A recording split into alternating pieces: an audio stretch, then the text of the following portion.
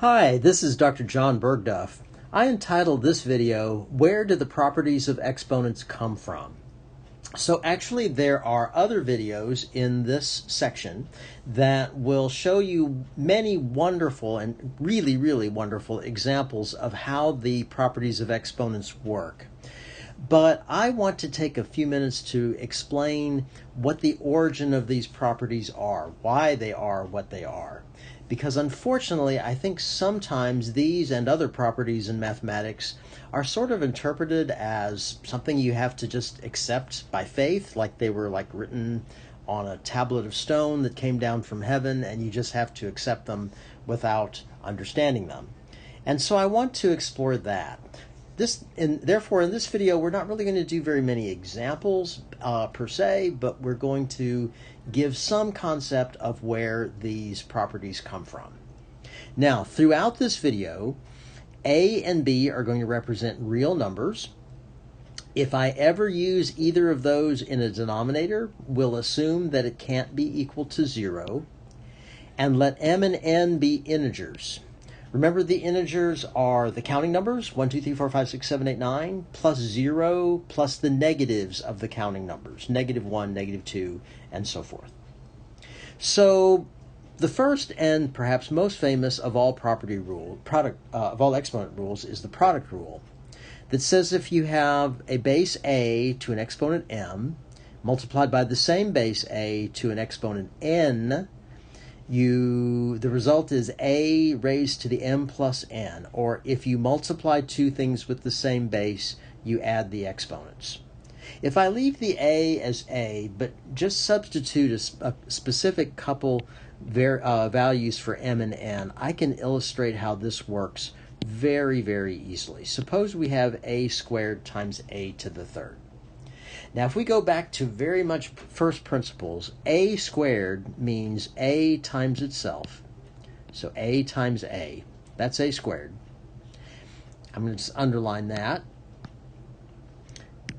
A to the third is a times a times a. 3 factors of a. I'm going to underline that. So this is a squared times a to the third. And if you look at that very simply, that's a times a times a times a times a total of 5 a's. So that's going to equal a to the fifth. And guess what? 5 is equal to 2 plus 3. So very simply, if you multiply two things with the same base, it just follows immediately that what you do is simply add the exponents. That's the product rule. There are 3 properties that are collectively referred to as power rules. The first one basically states that if you take a base, raise it to a power, and then raise it to another power, you multiply the exponents. Let's illustrate that with a simple example with specific numbers for m and n. Suppose we are looking at a squared raised to the third power. Now, focusing on the exponent of 3, that says that you're multiplying something by itself for a total of 3 factors. In other words, a squared cubed would be a squared times a squared times a squared. Just from basic principles. Now, from the product rule we just had, if you multiply factors with the same base, you add the exponents. So this would be a to the 2 plus 2 plus 2, or a to the 6.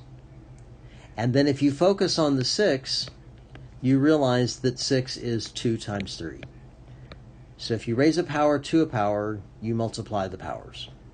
Just a quick illustration. The next one is also referred to as a power rule. Let's do a specific one here. Suppose we're looking at ab to the fourth.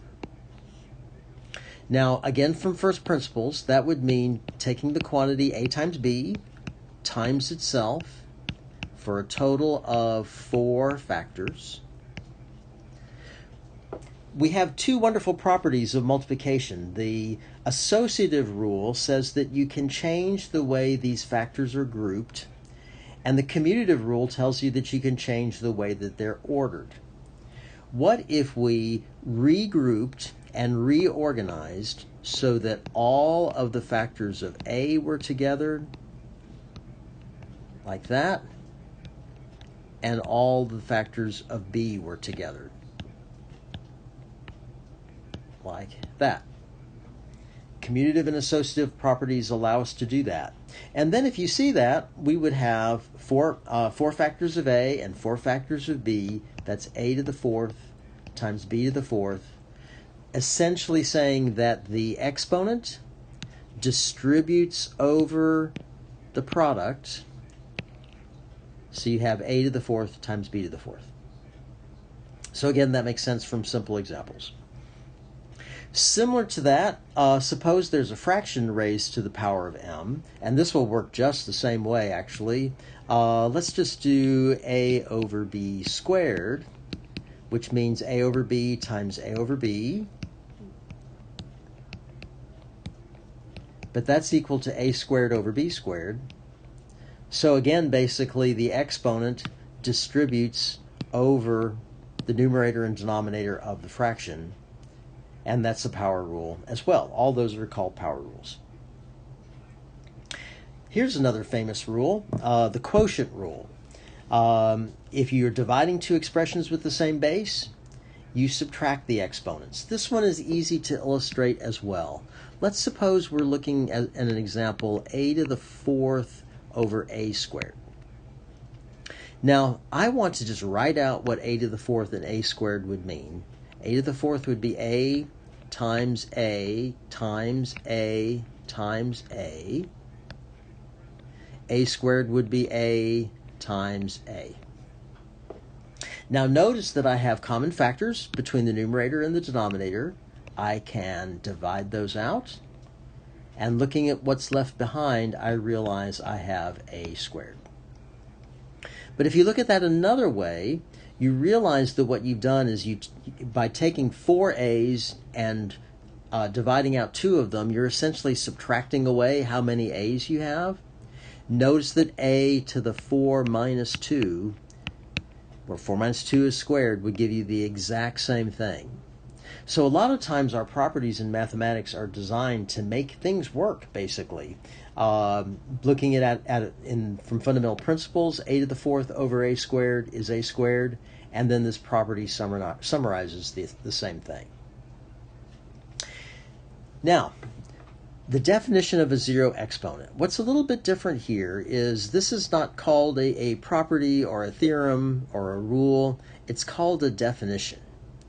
And that brings to mind that, like our parents used to tell us, when we say, why is this so? It sounds like we're saying, well, it's so because I say it's so. But there's even a logical reason for why this works. Why should a to the 0 be 1? Why should that be? Well, let's do another division problem, and I think I can show you why. So let's say we have a to the 3rd divided by a to the 3rd, same exponent. By this property we just saw, we should be able to subtract off the exponents, and 3 minus 3 is 0. So from the quotient rule right above that, this should be a to the 0. But what does that mean? Well, let's write out a to the 3rd. A to the 3rd is a times a times a. A to the 3rd on the bottom is also a times a times a. Notice that all the a's would divide out. And what would be left then would simply be a 1.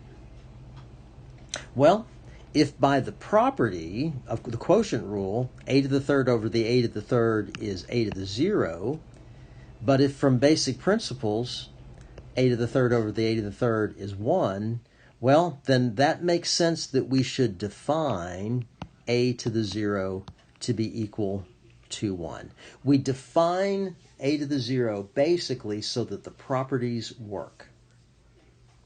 Now, before we leave this one, I want to mention one little odd thing.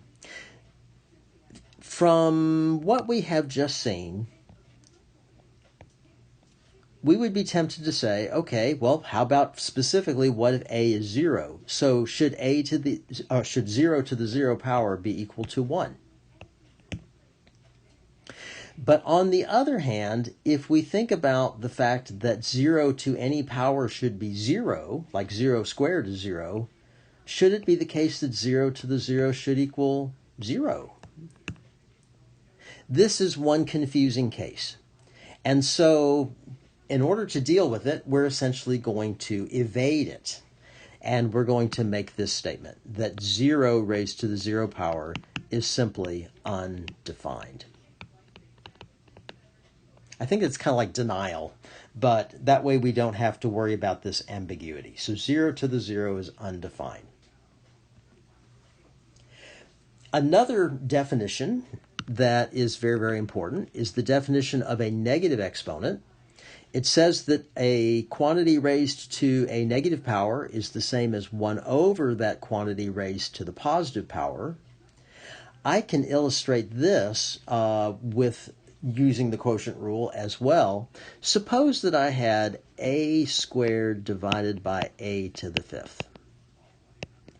Now, using just the quotient rule, I should be able to say that's a to the 2 minus 5, which is a to the negative 3.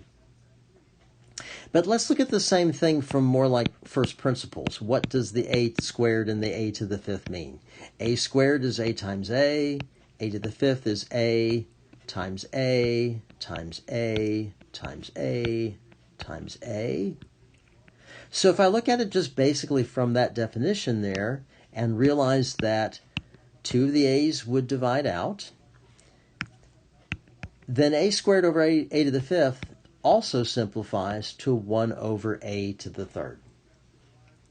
Well, so we have a definition that's consistent. What we're going to simply say is that these, therefore, must be the same thing, that the a to the negative 3 must be the same as 1 over a to the 3. And that gives us this property, that if you see something raised to a negative power, you can rewrite it as 1 over a to the positive power. That's a nice one.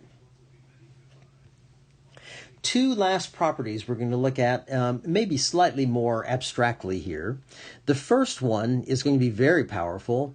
It says that if you have a quotient, and in the numerator you have a negative exponent, and the denominator you have a negative exponent, if you look really carefully at what happens, it looks like you flip-flop the variables. The a that's raised to the negative m moves into the denominator, and the power becomes positive. And the b raised to the negative n in the denominator moves up to the numerator, and the exponent becomes positive. Like you flip the factors and change the signs. This actually follows very, very clearly from the definition of a negative exponent. Let me show you how, and I'm going to leave it abstract actually. If I have a to the negative m over b to the negative n, from what we've just seen, the a to the negative m is 1 over a to the m, and the b to the negative n is 1 over b to the n. Now that looks hideous, but basically it's a complex fraction, and what it says, it basically is that you're looking at 1 over a to the m divided by 1 over b to the n. So you're dividing a fraction by a fraction. When you divide a fraction by a fraction, you leave the first one as it is, and you take the reciprocal of the second one, and then I can multiply that back together, and it gets exactly where we say we're going to get.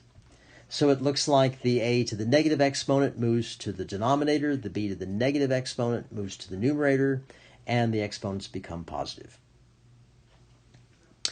The last one here is not too similar in style, not too dissimilar in style from the one right above it.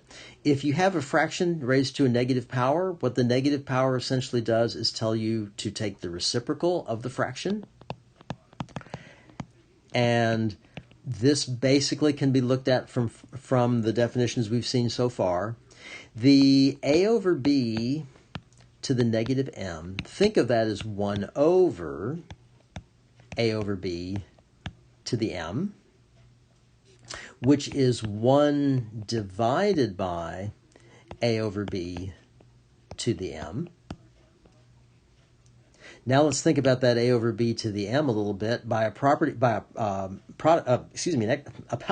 rule that we saw a little bit earlier. I can distribute that exponent of m to both the numerator and the denominator in that second fraction. And then my division again means to multiply the first by the reciprocal of the second. That should be an m right there. Sorry, b to the m over a to the m. And guess what? We would get the exact same thing if I had started with the b over a to the m, just distributing the exponents. This is equal to this, and so it must be that when you have a fraction raised to a negative power, you take its reciprocal and you switch the power to positive. Now, in your next video, Tom is going to show you a whole bunch of examples illustrating how to put all these different properties together for more specific examples, some of them quite challenging. But if you have the sense of where these all come from and why they work and they're not just magic, I hope that will help you feel more confident as you do more examples.